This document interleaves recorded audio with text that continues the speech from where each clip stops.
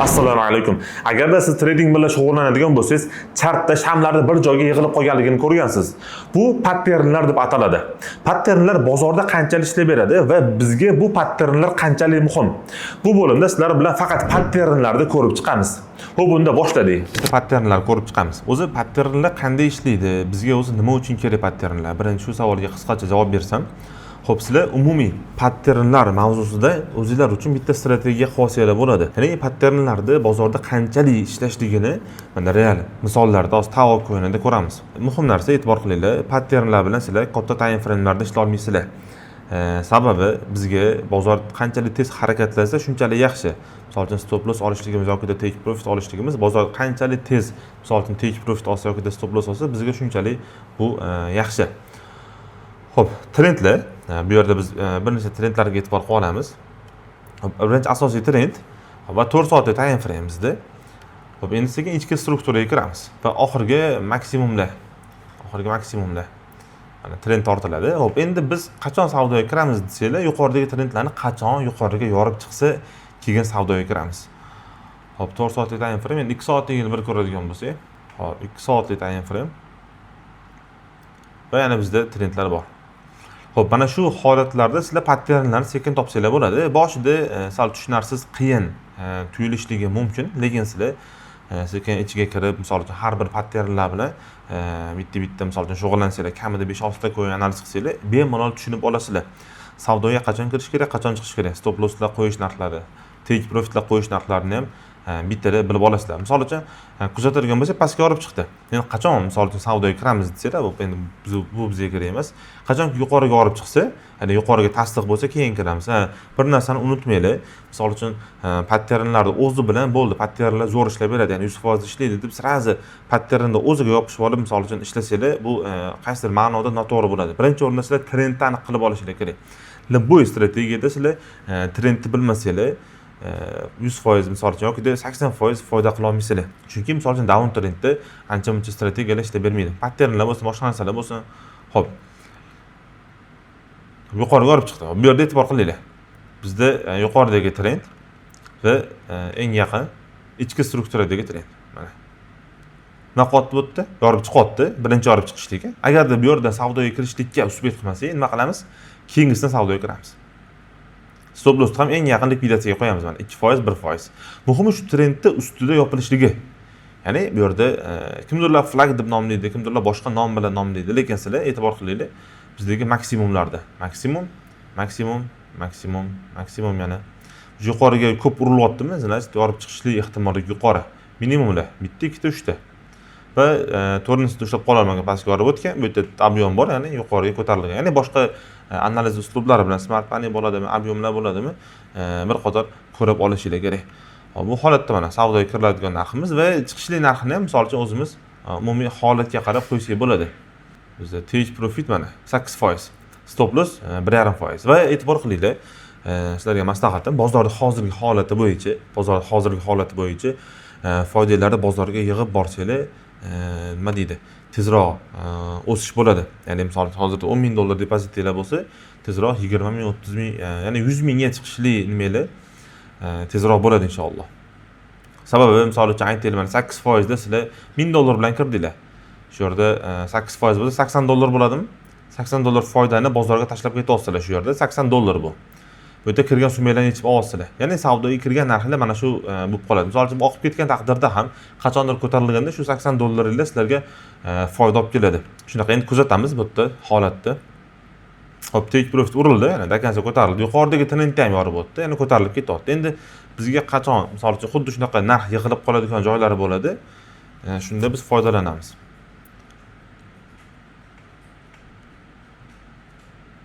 Maksimumlar bizda birinchi, ikkinchi maksimum. Hop, minimumlar, mana yana ham ichki strukturaga kirsak, misol uchun yana ham aniq bo'ladi. Hop, mana minimum, birinchi minimum, ikkinchi minimum. Bo'ldi o'sha. Sekin mana shu bir marta keyin undan keyingi minimumdan savdoga kirsak bo'lar edi. Endi aynan shu patternlar bo'yicha mana yuqoridagi trend yorib o'ta olmadi. Yuqoridan qaytyapti. Ya'ni bu yerda savdoga kirish narxlarimiz. Hop, pastga yorib o'tdi. Hech qanaqa bu yerda yashil sham bo'lsa savdoga kiramiz asli. Bu yerda hech qanaqa yashil sham yo'q. Ob'yomda oqib kelyapti.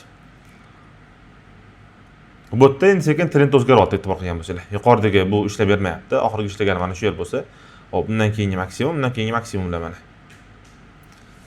Ko'rasizlarmi, sekin bozor pastga harakatlanib kelyapti. Hop, buni buzib o'tdi pastga. Buzib o'tdi, retest qilish zonaga yana oqib kelyapti. Endi maksimum bo'lib qoldi bu. Qachonki shuni yorib o'tsa yuqoriga keyin foydalansak bo'ladi. Hop, bu yerdagi mana minimumlar, undan keyingi minimumlar. Mana shu holatda biz endi bu kanal deyiladi mana. Misol uchun yuqoriga chiqyapti, tushyapti, ya'ni bir xilda bozor harakatlanyapti bir tomonga. Bu kanal deyiladi. Ya'ni bu holatda ham biz foydalansak bo'ladi. Ya'ni minimumda olamiz, maksimumda sotamiz.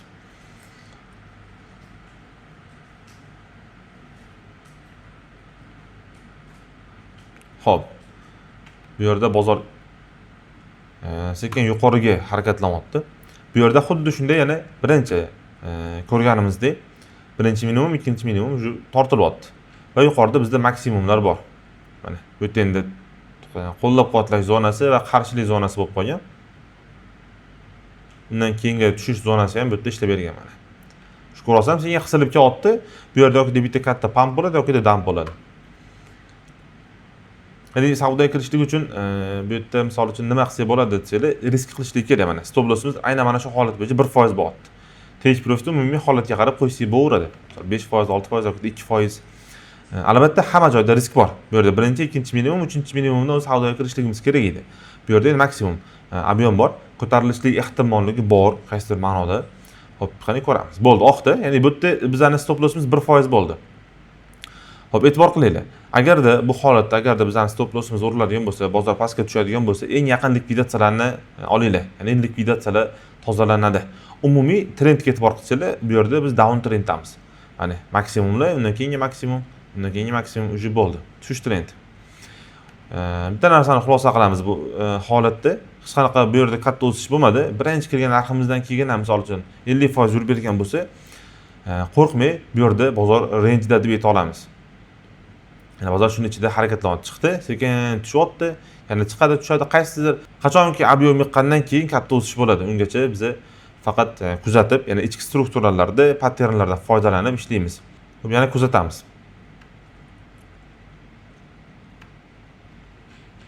Mana shu zonaga e'tibor qilaylik endi. Yana ham ichki strukturaga kiramiz. Xo'p, endi bular bizga kerak emas. Bu qolsin. 30 minutlik, aytaylik 20 minutlik qilaylik. 20 minutlik holatda bizda nima bor? Nima ko'ryapmiz? Albatta yuqoridagi maksimumlar yorib o'tyapti trendni, tushyapti va bu yerda mana pattern.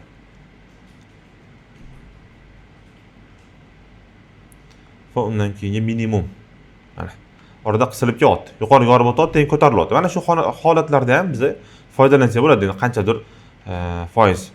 Muhimi shunday, qisilib kelyaptimi bir zonada, bir zonaga bo'ldi, qachonki yorib o'tishligini, ya'ni yuqoriga yorib chiqishligini kutamiz, keyin savdoga kiramiz. Agarda pastga yorib chiqsa, bu pastga oqadi degani. Ya'ni kattaroq ob'yomda bozor oqadi degani. Mana umumiy holatda nima qildi? Shuni orasida impuls korreksiya, ob'yom yig'di, yuqoriga yorib chiqdi, retest qildi shu zonaga, bo'ldi.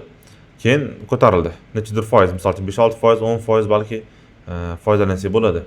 Xo'p, bu yerda bizda birinchi, ikkinchi minimumlar bor. Ya'ni mana shu holatda trendlarda biz aniqlab ketaveramiz.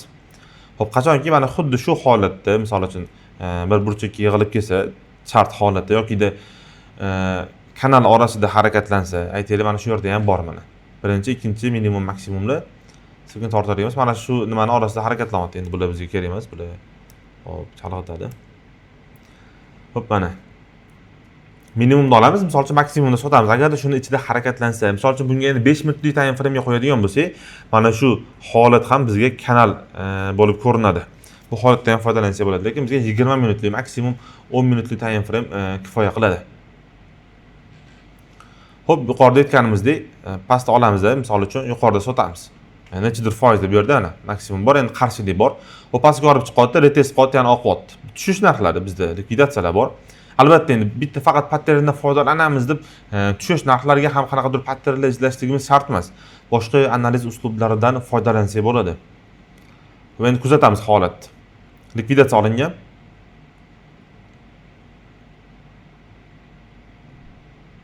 Xo'p, bizda e'tibor qilinglar. Maksimumlar, maksimum maksimumda bor. Bu yerda ichki strukturada down trendga o'zgargan. Xo'p, birinchi, ikkinchi minimumlar mana ko'rasizmi, qisilib ketdi uje. Bu yerda nima qiladi? Yoki yuqoriga ko'tariladi, katta ob'yomda yoki likvidatsiyadan tozalagan bozor pastga tushadi. Mana shu tartibda sizlar bemalol nima qilib ketsanglar bo'ladi, analiz qilib ketsanglar bo'ladi. Xo'p, mana yuqoriga olib chiqdi bu holatda. Xo'p, 20 minutlik time frame, endi 10 minutlikka qo'yamiz buni. Ya'ni 10 minutlik time frame'da nima holat bo'lyapti? Mana bitta katta ob'yomda qizil sham, yashil sham ichkarida yopilgan, keyingi shamdan savdoga kiradigan bo'lsa, stop lossimiz mana 2% yoki keyingi shamni holatiga qarab qo'yamiz. Misol uchun, bu yerda hadafimiz bizda 4% gacha ko'tarilyapti. Umumiy holatga qarab yoki bu yerda Fibonacci'dan foydalanib qo'ysa bo'ladi. Umumiy hamma strategiyani oladigan bo'lsak, 1 ga 3 ishlanadi yoki 1 ga 2 ishlanadi. Endi bu yerda biz faqat scalping bo'yicha ko'rishligimiz kerak. 10 minutlik, 20 minutlik, maksimum 1 soatlik time frame'larda ko'rib, albatta trendlarni aniqlab olamiz katta time frame'larda. Ichki time frame'lar, ya'ni ichki strukturaga kirganimizdan keyin 10 minutlikda maksimum yarim soatlikda analiz qilib, scalping bo'yicha foydalansa bo'ladi. Bu yerda al-muhim ko'tarilyapti. Yuqoriga olib chiqqan, ozroq ko'tarildi, bo'ldi, tushyapti. Yuqorida aytganimizdek biz range holatdamiz. Shuni orasida harakatlanmoqda. Endi yaqinroqda yana bozorni kuzatamiz. Xo'p, nima qiladi? Umumiy bizda o'sha aytganimdek pastdagi likvidatsiyadan tozalashlik kerak. Xo'p, mana bu holatga e'tibor qilamiz. Nima uchun bu yerda biz foydalana olmadik?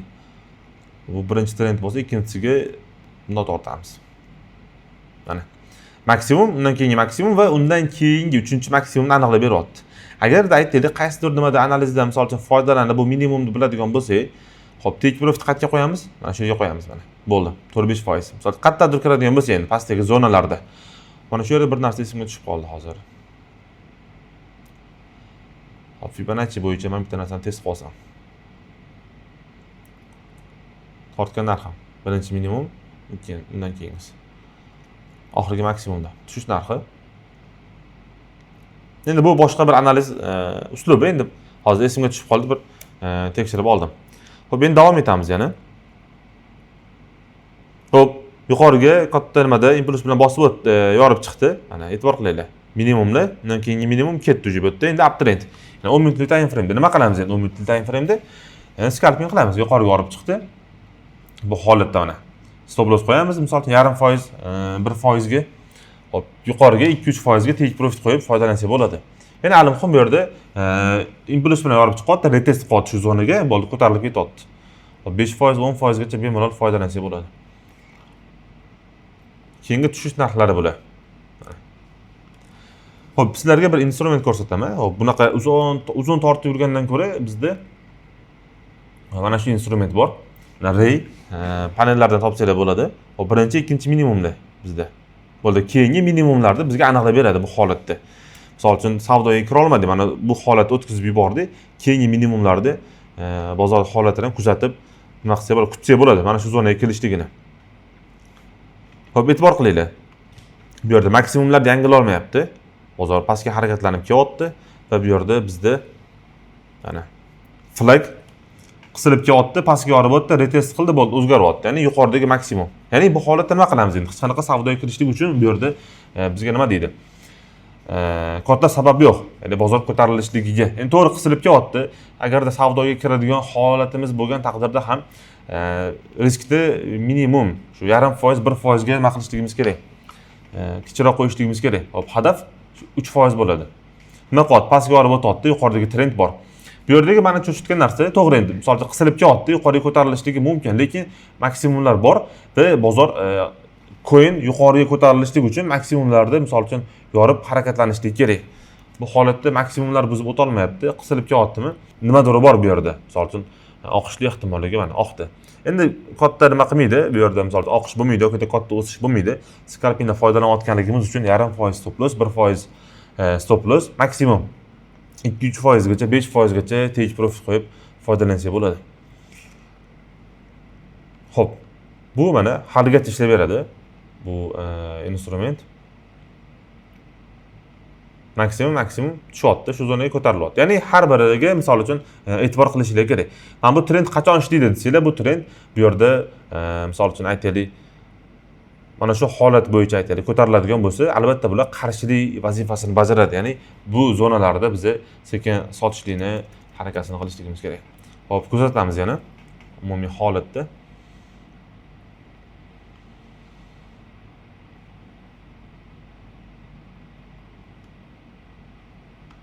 Bizda haligacha hech qanday nima yo'q. Xo'p, bu yerda e'tibor qilinglar. Bu yerda birinchi, ikkinchi minimum. Bizda yana minimumlar bor. Birinchi, ikkinchi minimumlar mana.